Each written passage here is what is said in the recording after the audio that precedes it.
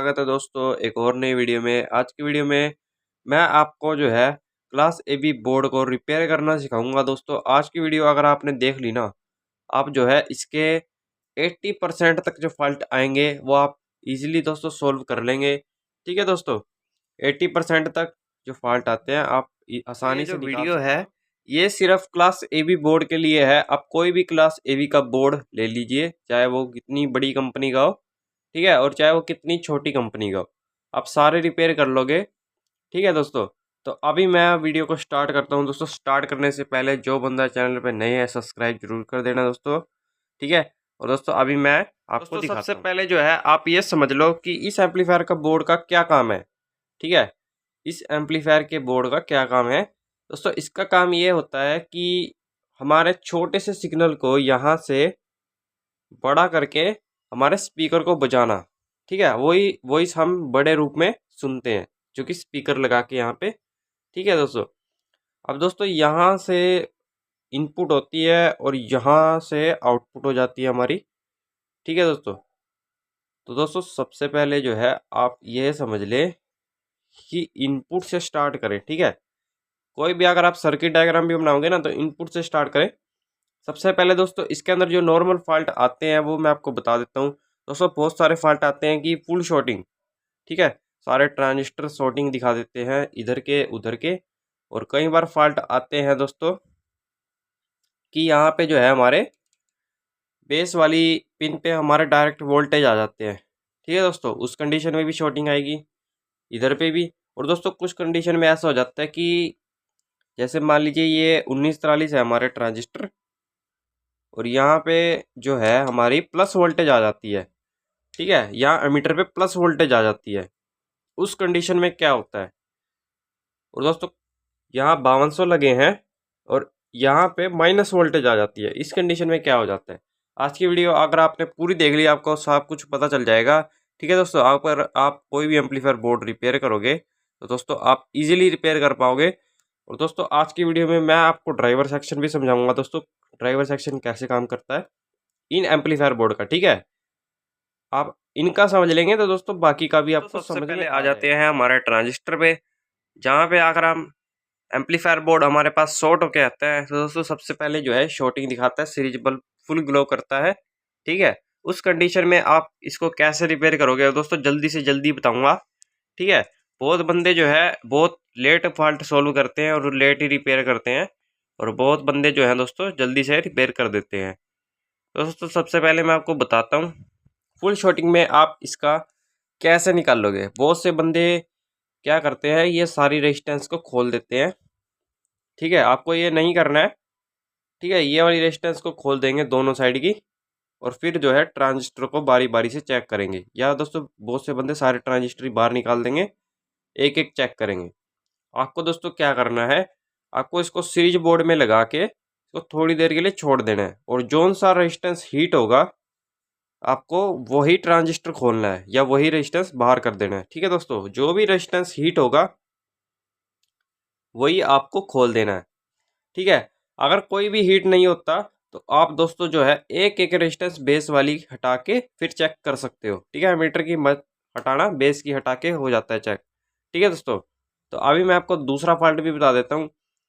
दूसरा फॉल्ट दोस्तों इसके अंदर एक ये आ जाता है कि जो हमारी ये बेस वाली रेजिस्टेंस है, ये वाली बेस वाली रेजिस्टेंस, यहाँ से दोस्तों इसमें आता है सिग्नल, और सिग्नल की जगह अगर वोल्टेज आ जाए तो ये दोस्तों ये आउटपुट में डीसी ही निकालनी शुरू कर देगा, जिसके कारण हमारा स्पीकर जल जाएगा। ठीक है दोस्तों, स्पीकर में जल जाएगा और कोई भी हमें वॉइस नहीं सुनाई देगी और हमारा स्पीकर ख़राब हो जाएगा, एम्पलीफायर बोर्ड भी ख़राब हो जाएगा। उस कंडीशन में दोस्तों ये जो फॉल्ट आते हैं ये ट्रांजिस्टर शॉर्टिंग का भी हो सकता है, या ट्रांजिस्टर ओपन का भी हो सकता है, या दोस्तों हमारा जो है ये वाले ट्रांजिस्टर ड्राइवर ट्रांजिस्टर शॉर्ट हो जाते हैं, ये वाले या एक इधर वाले जो लगे हुए हैं इधर के लिए।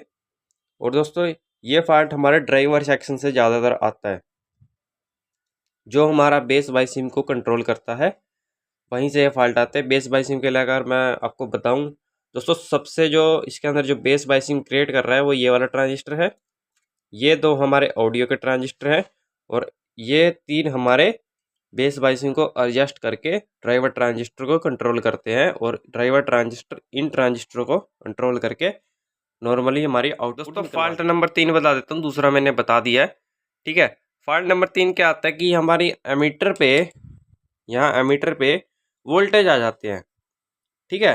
ट्रांजिस्टर हमारे सही हैं, जैसे कि यहाँ पे 1943 है तो यहाँ पे प्लस वोल्टेज आ जाएंगे। उस कंडीशन में दोस्तों क्या होता है कि हमारी इधर वाली साइड पे शॉर्टिंग हो जाती है या कुछ भी हो जाता है, या दोस्तों उसके बेस पे सिग्नल डीसी आ रहा है तो ये यहाँ से डीसी आउटपुट कर देगा और यहाँ पे भी प्लस वोल्टेज आ जाएगी, जिसके कारण दोस्तों आपका एम्पलीफायर बोर्ड नहीं चलेगा, रिले बार बार कट करेगा, ठीक है। अगर आपका स्पीकर प्रोटेक्शन होगा तो रिले बार बार कट करेगा। और दोस्तों सेम कंडीशन यहाँ पे आती है कि यहाँ पे माइनस वोल्टेज आ जाता है। दोस्तों यही कारण होता है, यहाँ पे ट्रांजिस्टर लीक हो जाता है या फिर ओपन हो जाता है या दोस्तों शॉर्ट भी हो जाता है, ठीक है। या दोस्तों हमारा बेस ड्राइव में जो है ड्राइवर सेक्शन में प्रॉब्लम आने के कारण यहाँ से ये फॉल्ट आते हैं, ठीक है दोस्तों। तो अभी मैं आपको दोस्तों इसके अंदर जो है एक और चीज़ बता देता हूँ। इसके अंदर जो है सबसे ज़्यादा जो फॉल्ट बनते हैं ना एम्पलीफायर बोर्ड के अंदर, वो बनते हैं आवाज़ फटने के। आवाज़ क्यों फटती है दोस्तों, अगर मैं आपको बताऊं आवाज़ क्यों फटती है, अगर आपके पास एम्पलीफायर बोर्ड है उनके अंदर आवाज़ फटने का कारण दोस्तों काफ़ी होते हैं। ड्राइवर सेक्शन में भी प्रॉब्लम हो जाती है, हमारे आउटपुट सेक्शन में भी प्रॉब्लम रहती है और हमारे स्पीकर प्रोटेक्शन में भी प्रॉब्लम रहती है। सबसे पहली प्रॉब्लम मैं आपको बता देता हूँ, ये फॉल्ट हमारा इन रेजिस्टेंस के कारण भी बन जाता है। ये रेजिस्टेंस दोस्तों काफ़ी लंबे से अगर लगी है ना, लंबे समय से, तो ये रेजिस्टेंस जो है दोस्तों ख़राब हो जाती है, इसके कारण भी ये फॉल्ट बन जाता है, ठीक है। आवाज़ फटने का कारण इनके कारण भी हो जाता है, जो कि दोस्तों बहुत से बंदे जो है इनको चेक नहीं करते इन रेजिस्टेंस को। अगर आपके पास दोस्तों जली हुई आती है तो आप इनको ज़रूर रिप्लेस करें और ज़्यादा वाट की ना लगाएं, जो लगी है वही लगाएं, ठीक है दोस्तों। और यहाँ पे बेस वाली रेजिस्टेंस भी हमारी कट जाती है, जिसके कारण हमारा जो है सिग्नल प्रॉपर नहीं जा पाता।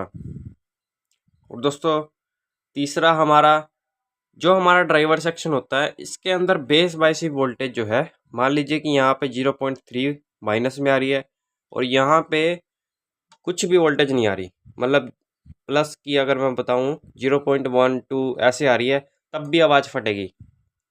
जब तक आपका वोल्टेज जो है बैलेंस नहीं होगा तब तक दोस्तों ये फॉल्ट बना रहेगा, ठीक है।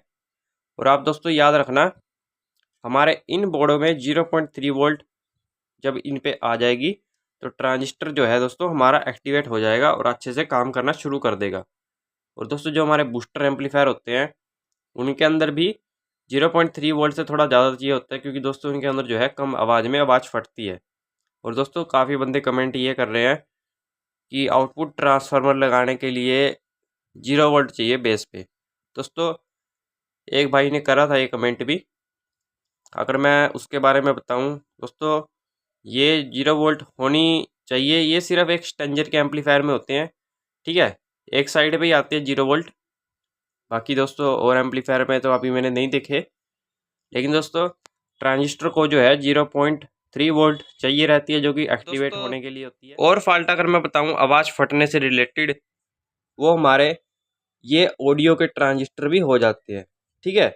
ये इंटरनली ख़राब हो जाते हैं दोस्तों, जिसके कारण से हमारा ऑडियो फटा आना शुरू हो जाता है, ठीक है। और ये रेजिस्टेंस जो है ये बड़े वाले, ये सबसे ज़्यादा ख़राब हो जाते हैं। ये दोस्तों वोल्टेज के लिए बने हुए हैं, जो कि बेस बायसिंग बना रहे हैं, ट्रांजिस्टर को दे रहे हैं यहाँ से वोल्टेज बना के, 24 वोल्ट का जीनर भी लगा है यहाँ पे, ठीक है।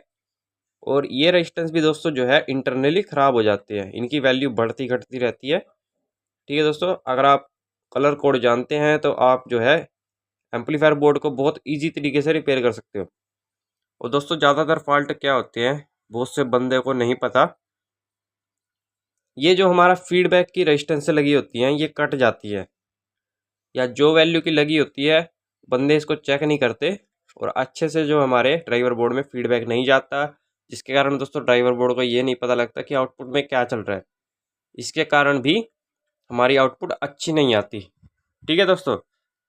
जब तक फीडबैक दोस्तों जो हमारा स्पीकर का प्लस पॉइंट है, ये वाली रेजिस्टेंस उनसे कनेक्ट होके सीधा हमारे ड्राइवर बोर्ड के में जाती है, जो कि ड्राइवर बोर्ड को सिग्नल देती है कि आउटपुट में कैसी वोल्टेज आ रही है या फिर क्या सिग्नल चल रहा है।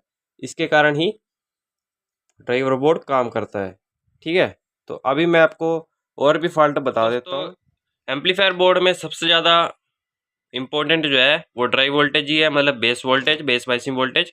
ठीक है, और कई एम्पलीफायर बोर्ड में क्या होता है कि डिफरेंशियल ट्रांजिस्टर भी लगे होते हैं, जो कि दोस्तों बेस बाइसिंग वोल्टेज वही क्रिएट करते हैं और वही एडजस्ट होती है उनसे ही, और उनके साथ प्रीसेट दिया होता है। यहाँ पे कोई प्रीसेट नहीं है। ठीक है दोस्तों, मैंने आपको दोस्तों लगभग ड्राइवर बोर्ड के बारे में भी बता दिया है कि जब दो बेस वाइसिंग कैसे बनती है, जब दो रेजिस्टेंस आपस में टकराते हैं तब दोस्तों छोटा सा वोल्टेज क्रिएट हो जाता है, जिसके कारण हमारा ट्रांजिस्टर जो है एक्टिवेट हो जाते हैं। ठीक है, और दोस्तों सबसे ज़्यादा जो प्रॉब्लम आती है ना, कई बार जब एम्पलीफायर बहुत लॉन्ग समय से चल रहा हो और काफ़ी बार जल भी जाता हो, तो रिले भी जो है हमारा फूक जाता है। इसकी कोयल जो है दोस्तों, उसका टर्मिनल आपस में चिपक के ख़राब हो जाते हैं, और ये रिले भी ये जो है प्रॉब्लम क्रिएट कर जाती है। ठीक है, अगर आपको ये जानना है कि फॉल्ट रिले का है या हमारे एम्पलीफायर बोर्ड गई है, तो आप क्या करेंगे, स्पीकर का एक वायर लेंगे या एमीटर पे लगा देंगे, किसी भी एमीटर पे लगा सकते हो। ठीक है, लेकिन दोस्तों आपको ये काम जो है बहुत सावधानी से करना है, क्योंकि दोस्तों अगर कलेक्टर पे जुड़ गया तो भाई स्पीकर आपका फूक जाएगा। ठीक है, और दोस्तों स्पीकर प्रोटेक्शन में क्या होता है, हमारे 3 ट्रांजिस्टर लगे होते हैं, 3 से ज़्यादा भी हो सकते हैं। ठीक है, और यहाँ पे यही स्पीकर को, मतलब हमारी स्पीकर प्रोटेक्शन को कंट्रोल करते हैं। इन्हीं से ये एलईडी लगी होती है, जीनर वगैरह लगा के इनको सप्लाई दी जाती है, बेस वाइसिंग क्रिएट की जाती है, जिसके कारण ये रिले हमारा ऑपरेट हो जाता है। ठीक है, और हमारी नॉर्मली आउटपुट निकल जाती है। और दोस्तों कई बार क्या होता है कि ये जोगल नेटवर्क जो है ना, ये भी कई बार नीचे से ड्राई सोल्डर हो जाता है, जिसके कारण हमारी, और दोस्तों अगर मैं आपको और फॉल्ट भी बताऊं तो दोस्तों कई बार जो है फॉल्ट ये क्रिएट हो जाते हैं कि हमारे बोर्ड जो है बिल्कुल नो ऑडियो आती है यहाँ से। ठीक है, ऑडियो नहीं आती, उस कंडीशन में दोस्तों ये फॉल्ट जो होता है ना, ये कहीं से भी हो सकता है। ये हमारी रिले से भी हो सकता है, इन रेजिस्टेंस के कारण भी हो सकता है, या दोस्तों हमारे जो स्पीकर प्रोटेक्शन है ये ऑन ही ना हो। ठीक है, अगर ये नहीं चलेगा तो मैंने आपको बता रखा है, आप यहाँ से चेक कर सकते हो एमीटर से। ठीक है, और ये प्रॉब्लम दोस्तों हमारे ड्राइवर बोर्ड से भी हो सकती है। कई बार दोस्तों ये कैपेसिटर इनपुट का हमारा ख़राब हो जाता है, जिसके कारण हमारी ऑडियो नहीं आ पाती। ठीक है, आप इन्हें भी चेक करें, इन्हें चेक करने के लिए अलग से मीटर आते हैं। ठीक है दोस्तों, आप इनको चेंज करके भी देख सकते हो। और यहाँ पे दोस्तों सबसे इम्पोर्टेंट है कि आप रेजिस्टेंस को चेक करें, क्योंकि रेजिस्टेंस इसमें सबसे ज़्यादा ख़राब होने वाली चीज़ है। क्योंकि दोस्तों कोई भी ट्रांजिस्टर शॉर्ट होगा ना, उसके इनपुट या आउटपुट में रेजिस्टेंस जरूर होती है, वो फूक जाती है। ठीक है, वो दोस्तों अभी जो है मैं आपको वो एक और चीज़ दिखा देता हूँ। ये जो चीज़ है ये है ट्रांजिस्टर, जो कि हमारा ये वाला जो है ये ट्रांजिस्टर है, ये 5200 ट्रांजिस्टर है। ठीक है दोस्तों, जो कि मैंने आपके सामने यहाँ पे इसको तोड़ा है। ठीक है, तोड़ने के बाद रख रखा है यहाँ पे। ये दोस्तों मैंने क्यों रखा है भाई, अगर आपके एम्पलीफायर बोर्ड है वो शॉर्ट भी हो जाते हैं, तो आप उसमें अच्छा ट्रांजिस्टर कैसे डालेंगे। ठीक है दोस्तों, अच्छे ट्रांजिस्टर की पहचान ये है कि ये जो चिप लगी होती है ना, ये जितनी बड़ी होगी उतना आपका ट्रांजिस्टर अच्छा चलेगा और बढ़िया से काम करेगा। कई ट्रांजिस्टर में ये चिप बहुत ज़्यादा छोटी है, कईयों में इससे भी बड़ी चिप है। और दोस्तों जितनी अच्छी चिप होगी ना, ये उतना अच्छा आपका ट्रांजिस्टर काम करेगा और आपका एम्पलीफायर लॉन्ग लाइफ बना रहेगा। ठीक है, ये जो चिप है दोस्तों बहुत ट्रांजिस्टरों में छोटी आती है, बहुत कम आ रहे हैं जिसमें ये चिप बड़ी आ रही है। दोस्तों उम्मीद है आपको वीडियो पसंद आई होगी। अगर आपको वीडियो पसंद आई है तो चैनल को दोस्तों सब्सक्राइब जरूर कर देना। मिलते हैं किसी एक और नई वीडियो में, तब तक के लिए दोस्तों नमस्कार।